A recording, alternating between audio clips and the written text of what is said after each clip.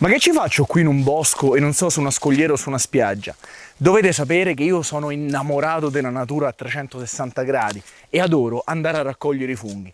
Perché infatti mi regala delle emozioni incredibili e oggi spero di trasmetterle a voi. E poi soprattutto all'improvviso puoi trovare lei, la mazza di tamburo, che è uno dei funghi più belli e più buoni in alcune tipo di ricette da mangiare. Eccola qui, questa però la lasciamo che è piccolina, ma ora cominciamo la nostra avventura, dai, che magari vi emoziono pure in questa cosa. Voi mi conoscete per il mare, ma io in realtà adoro la natura a 360 gradi. E oggi ci andiamo a fare una ricerca di funghi, speriamo che sia produttiva. Il tempo è quello perfetto, proprio questo frescolino, l'umidità. Ha piovuto la settimana scorsa, quindi qualche fungo potrebbe uscire. Già qualche segnale si vede. Questi sono i primi funghi che cominciano a uscire. Vediamo se il bosco è produttivo. È abbastanza fresco, sono emozionatissimo. Poi a me piace moltissimo proprio vedere la natura, perché la natura ci parla. Ad esempio, vedete queste qui? Queste sono delle pere selvatiche e probabilmente sono ruzzolate. Eccolo là. Questo è il pero selvatico e pensate che in origine i contadini innestavano proprio il pero selvatico con altre varietà, quindi dal pero normale più altre varietà di frutta, e poi non conosco bene, quindi magari nei commenti qualcuno me lo può dire. I cinghiali vanno pazzi questa roba qui, eh. Assaggiamo?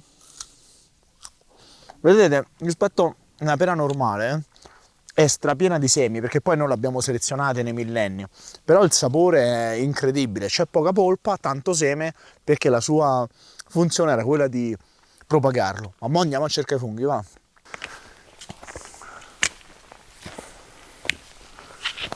Allora, questo non è l'ambiente che mi fa impazzire, perché vedete ci sono un paio d'acace, rovi, i funghi che cerchiamo noi, soprattutto i porcini che non troveremo, sono simbionti del sughero, del leccio, e quindi bisogna trovare, diciamo, un ambiente un po' più omogeneo. Quindi ora si sale, piano piano si va. Intanto vedete che le rocce sono bagnate, qui vuol dire che ha piovuto, comunque l'umidità c'è, perché io scavo, la terra è abbastanza bagnata. Buon segno. Raga, questo sembra un cervo. È morto da un po'. Vedete, qui c'è la testa. Non l'avevo mai visto, eppure è grosso. Sembra mezzo mummificato. Non stiamo vicino perché qui le malattie possono attirare. Non avevo mai visto una cosa del genere nel bosco, eh. Ah, guardate, questo è interessantissimo. Questo è un fungo molto particolare, Gastromicete. Vieni, vieni. È il famoso Clatrus rubens, che è un fungo praticamente inconsistente che ha questa forma stranissima, sembra un corallo, e nasce da un ovetto simile a quello dell'ovolo buono. Ovviamente non gli rompiamo le scatole, però è molto particolare, il mondo dei funghi è incredibile. Questo qui è quella che in Sardegna viene chiamata ferula, che non sarebbe altro che una pianta molto simile al finocchio selvatico. Occhio, perché è velenosissima. L'unica cosa buona è che quando secca, ai piedi della ferula nascono quelli che qui vengono chiamati funghi di carne, che sono eccezionali. Sono addirittura più buoni dei porcini in alcune tipo di ricette, ma ancora è presto, non ci sono. Andiamo! Ah, ci siamo, eh! Questo è il famoso fungo di carne, che sarebbe poi un pleurotus. Perché comunque la vedete, la ferula c'è, quindi la zona è questa. Sì, sì, sono loro, fantastici.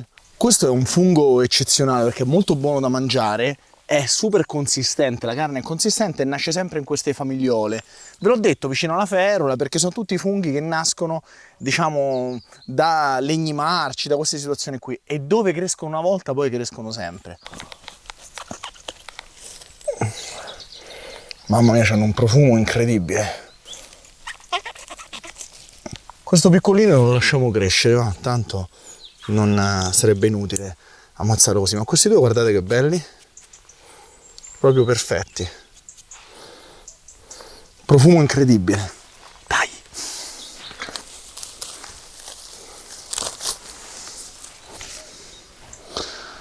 Ora, perché si usa un cestino? Perché i funghi comunque sotto queste lamelle o i tuboli hanno le spore e quando li portiamo in giro comunque le spore tramite il cestino cadono, sono minuscole, ma se le mettiamo in una busta di plastica innanzitutto i funghi si rovinano e poi non disperdono le spore. Oh, ho visto una cosa, ora ve la faccio vedere subito. Guardate che meraviglia. Questa è la vescia. Praticamente, anche questi dei gastromiceti, sono dei funghi, all'interno hanno tutte le spore, ma non voglio romperlo, ve lo farò per farvelo vedere. Guardate. Poi tutta questa parte matura crea le spore e praticamente il fungo, diciamo, le disperde nell'aria, a differenza degli altri che le hanno nelle lamelle e nei tuboli. Ecco, questo qua sono le ruspate notturne dei cinghiali. Questo non è freschissimo. Che fanno? Loro vanno col muso e scavano, si portano via la terra. Il muso praticamente veramente è in grado di scavare il cemento. E qui sotto trovano soprattutto vermi. Qualche radicetta no, perché qui è più da vermi la cosa. Che belli. Oppure cercano le ghiande dei lecci. Però qua non ci sono lecci. E questi sono olivastri. Le olive in realtà piacciono più agli uccelli, come i merli, i tordi. Ce n'è rimasta qualcuna? L'olivastro sarebbe il nonno dell'ulivo moderno, che poi è stato selezionato e sugli olivastri vengono tagliati lì e viene innestata poi la piantina dell'ulivo. È super resistente, questo è proprio un albero della nostra macchia mediterranea. E l'olio che si fa è fantastico, però purtroppo ci vogliono quantità di olive minuscole industriali ed è difficilissimo raccoglierlo. Posso garantirvi che c'è un caldo assassino proprio. C'è un'umidità oggi bestiale ed è buono per i funghi. Sembra di stare in Amazzonia.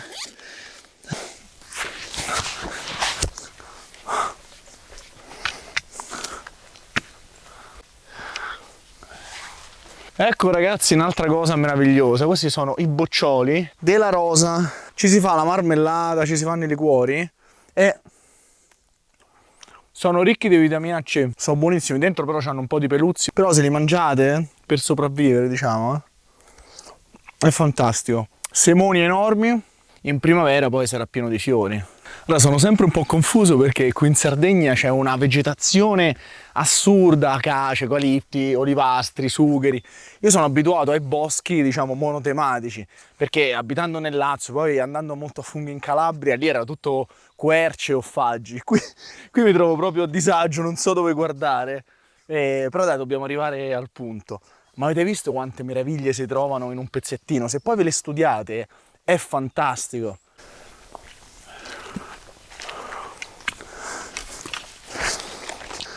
Allora, cervo, vedete che la punta va più così, e questo è cinghiale, è più grande. Questa è cacca di cervo, eccolo qua. Secondo me ci siamo arrivati nella pineta. Se non muoio, ci addentriamo un po' nel bosco. Guarda là. Oh, questo sì che è un bel... guarda quante! 1, 2, 3, 4, 5. E queste qui sono le famose mazze di tamburo. Non sono enormi, le raccolgo così, vi faccio vedere che il gambo ha questo bulbo e vedete queste screziature che sono sul gambo stesso. L'anello deve essere mobile. Se non è mobile, non è lei. E praticamente si mangia la parte del cappello. Il gambo è troppo fibroso, non andrebbe comunque bene. Questo è un fungo, questi sono anche piccolini, diventano enormi.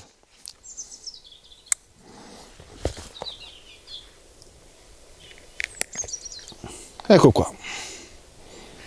Hanno un profumo eccezionale, vedete? Il gambo è troppo fibroso.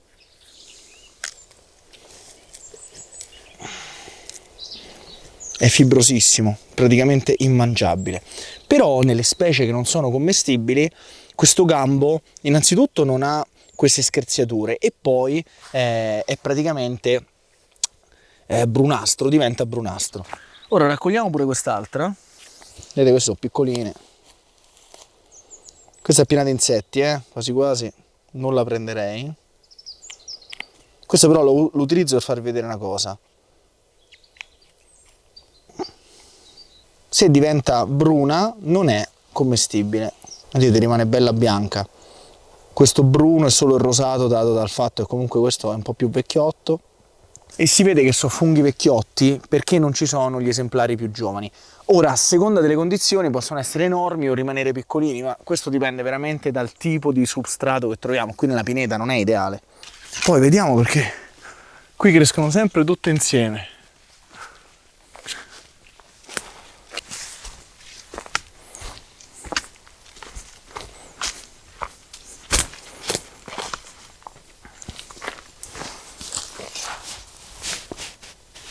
Sempre lei, questa la lasciamo qui perché è davvero piccolina. Comunque, se non siete iscritti al canale, fatelo, perché mi darete davvero una grande mano a crescere. Ora qui il bosco è veramente pieno, è inutile prenderne a tonnellate, anche perché poi tutti i funghi, se ne mangiamo troppi, sono tossici. Ora però cerchiamo qualche altro funghetto, se lo troviamo, se no vi faccio vedere una ricetta fantastica. Qui è incredibile quello che hanno fatto i cinghiali, cioè guardate che roba, e questa è roba pure recente, eh? Guardate come scavano col muso. E qui ovviamente trovare i funghi è un po' un casino, perché non se li mangiano, ma li scalzano. Bellissimo, siamo arrivati sul cucuzzolo della montagna, che piace pure ai cinghiali, perché come vedo è tutto raspato qua la zona, e ne approfitto per mangiarmi 2 paninetti. Ma guardate che meraviglia, qui c'è questo olivastro che è proprio al centro della scena, e è pieno di peri selvatici, ma è una cosa incredibile, pieno. Questo vuol dire che poi gli animali, quando se le vanno a mangiare, salgono qui, e qui fanno i loro escrementi, e quindi poi le piantine rinascono. Meraviglioso!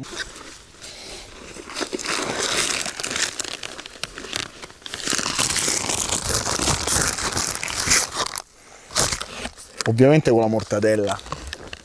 Dopo la sosta panino vogliamo fare un altro giretto. Guardate qua i cinghiali ma guarda, sono incredibilmente distruttivi. Questo è il famoso sughero, cioè proprio questa è la pianta dal quale qui in Sardegna viene preso. A me dispiace tantissimo perché si vedono questi alberi mozzati a metà, ma dopo 10 anni il sughero in realtà ricresce. Questa pianta fa delle ghiande che ai cinghiali piacciono anche particolarmente, ma ora non ne vedo, no? E qui sotto nascono i funghi, sia della famiglia dei porcini, sia i leccini, che però ancora non sono usciti perché vedete, è tutto secco secco. Bellissima, questa è stata lasciata per miracolo. Ora, nonostante il fiatone, continuo a guardare a destra e a sinistra. Come abbiamo visto dalle 100.000 tracce, qui è pieno di cervi e di cinghiali e ogni tanto scelgono qualche albero o per grattarsi la cotenna perché gli piace particolarmente, oppure con le corna, e questo è uno degli alberi che è stato designato. Scelgono questo, di solito non dovrebbe essere cinghiale perché quando è cinghiale c'è anche il fango, cioè loro prima vanno nel fango e poi si strusciano per togliersi i parassiti, le zecche, le pulci. Questo dovrebbe essere più un cervo. Vedete, sì, è proprio scarnificato, questo è fatto con le corna. Senti. Li abbiamo sentiti poi. Ecco, sono saltati qui, E qui sono tutta quella serie di pini scortecciati dove i cervi vanno con le corna. Eccolo! Il colore poi cambia a seconda dell'ambiente dove si trovano, questo è proprio bellissimo. Ora, perché li sto trovando tutti vicino alla strada e con vicino le pietre? Perché non ha piovuto molto, ma qui si raccoglie l'umidità. Quindi, diciamo, l'acqua che cola dalla strada più la pietra che mantiene, vedete, l'ombra e l'umidità, fanno sì che il fungo cresca perfettamente.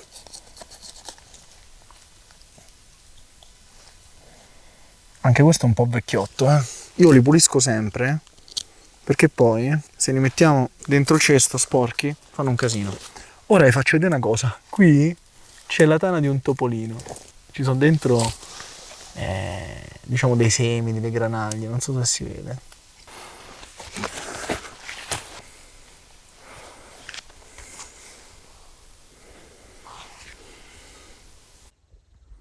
È formato da quelli che mi sembrano aghi di pino e piccoli rametti che sono stati messi qui. Non so se è un'escrescenza del pino oppure è stato fatto da qualche animale. Boh. Abbiamo cambiato ambiente, questo è più un ambiente porcinesco. Infatti vedete, lecci, anche bassi, però va molto bene. Anche qui ci sono i cervi, infatti si vedono gli escrementi. Avete visto prima ci hanno attraversato la strada, erano 3, purtroppo siamo riusciti a riprenderne solo uno. Ecco trovati altri funghi e sembra che siano commestibili. Ovviamente non li prenderò, non li mangerò. E dovrebbe essere proprio il Lycoperdon. Vediamo come appare all'interno. Il profumo è incredibile. Purtroppo bisognerebbe fare un bel corso di micologia per poter poi assaggiare tutte le altre specie. Un giorno lo farò. Se c'è qualche micologo che ci segue, però, può descriverci un attimino se il fungo è quello che sto indicando qui, io. Visto che ci stiamo, qualche cosina la puliamo, perché poi qui nel bosco purtroppo non è come al mare che si corrode tutto. Qui nel bosco dura per millenni, quindi portiamole via certe cose. Siamo arrivati praticamente in cima a questa montagnetta, però è molto secco ancora. Siamo stati però fortunati, abbiamo trovato moltissime mazze di tamburo e Pleurotus. Ora però vi faccio vedere una ricetta con la mazza di tamburo che è la fine del mondo. È incredibile, lungo la strada abbiamo trovato di tutto. Ecco, questa è la mazza di tamburo proprio nella fase iniziale della crescita. Ora è molto piccola, sarebbe anche stupido prenderla. E poi qui sopra c'è questo corbezzolo meraviglioso, vediamo se riesco ad arrivarci. Io lo adoro. E poi vi faccio vedere un'altra cosa. Questo è un pero selvatico, però le pene sono già più grandi. Senza andare troppo lontano abbiamo fatto un po' di scorte alimentari per mangiare i nostri funghi. Guardate che bel cestino. Pere, un po' crude però va bene, corbezzoli e mazze di tamburo. Eccoci qua. Ora mi cucino un bel fungo proprio profumatissimo, di questi che abbiamo preso oggi, sono fantastici. Ho trovato una pietruzza e ho il mio fornelletto, pensate, a benzina. Questa è una roba americana che funziona alla grande. Quando ho fatto i vari traslochi con questo ci ho cucinato di tutto. Una padellina e il tagliere. Lo facciamo trifolato, in maniera molto semplice. Ora servirebbe il prezzemolo, servirebbero 100.000 ingredienti, ma noi siamo qui nel bosco, un po' di sopravvivenza non guasta mai. Abbiamo trovato una signora che ci ha anche regalato dei peperoncini, quindi un pezzettino di peperoncino ci sta tutto. Per prima cosa togliamo il gambo. I funghi io non li lavo mai perché comunque non mi piace lavarli. Vi faccio vedere quanto è bello sto fornelletto. Si pompa un po' d'aria in modo tale che il carburante vada in pressione.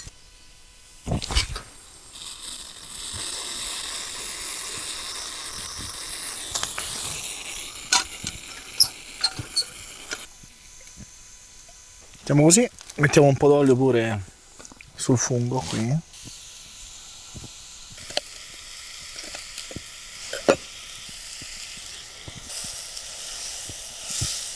profumo è veramente incredibile, eh?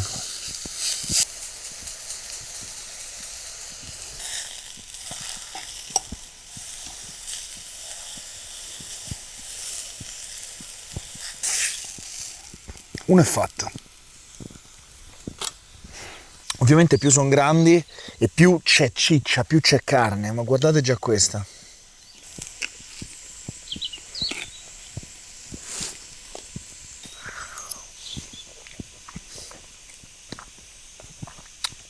È buonissima, anche senza l'aglio e il prezzemolo. Il prezzemolo gli dà quel cosino in più. Quest'altro ci metto anche un po' di pangrattato sopra. L'ideale sarebbe metterci ovviamente il tuorlo dell'uovo, ma il pangrattato crea questa crosticina che secondo me è meravigliosa. Mo glielo metto pure dall'altra parte.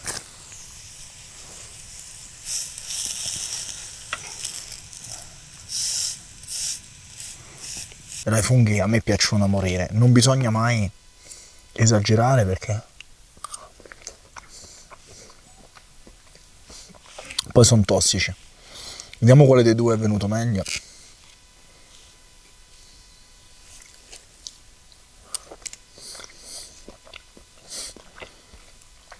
Questo col pangrattato è fenomenale. E questo lo accompagniamo con 2 corbezzoli e una peretta di queste selvatiche.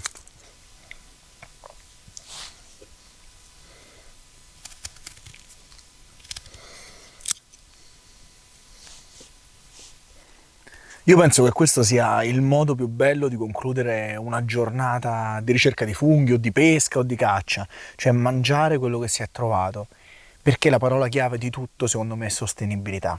Va benissimo raccogliere i frutti, pescare un pesce, cacciare un animale, l'importante è non esagerare mai. Vi posso assicurare che mangiare questo fa benissimo al corpo e all'anima perché è buonissimo ed è cresciuto in un ambiente naturale, come tutto dovrebbe essere. Spero di portarvi sempre di più in queste avventure e le faremo anche sui laghi, sui fiumi, pescando il pesce e cucinandolo, diciamo, in maniera molto semplice, perché ovviamente siamo qui all'aperto, non abbiamo strumenti sofisticati, però godendoci veramente la natura fino in fondo.